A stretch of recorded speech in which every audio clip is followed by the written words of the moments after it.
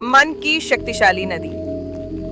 एक बार की बात है, एक छोटे से पहाड़ी गांव में एक बुद्धिमान गुरु रहते थे जिनका नाम था रामचंद्र। वे अक्सर गांव के बच्चों और युवाओं को जीवन की सीखें सुनाते थे। एक बार गुरु ने एक नदी की बात बताई।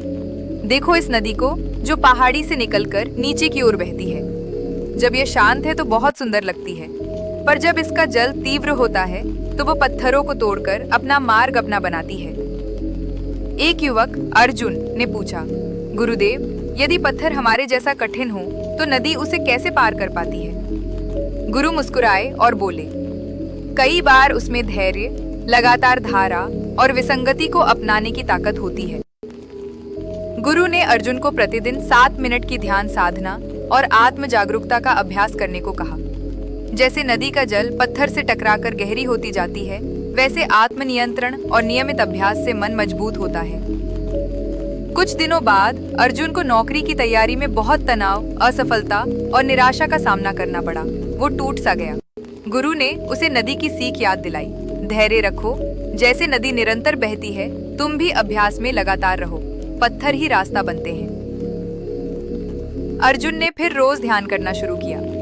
उसने असफलता को सीख मानकर अपनी रणनीति बदल डाली।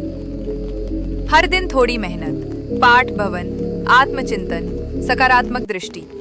कुछ महीनों में उसकी नौकरी लग गई, मगर उससे भी बड़ी जीत थी, उसका मन हारने नहीं दिया।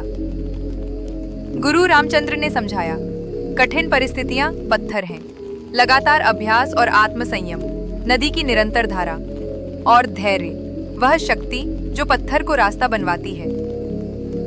संघर्ष ही जीवन है, बिना चुनौती के विकास नहीं। नियमित प्रयास, चाहे छोटे हों, उनकी निरंतरता बड़े बदलाव लाती है। धैर्य सफलता का मौलिक आधार है। वह हमें रोकता नहीं, बल्कि आगे बढ़ाता है। सब्सक्राइब कीजिए ऐसी और इंस्पिरेशनल स्टोरीज के लिए। Like, share, comment.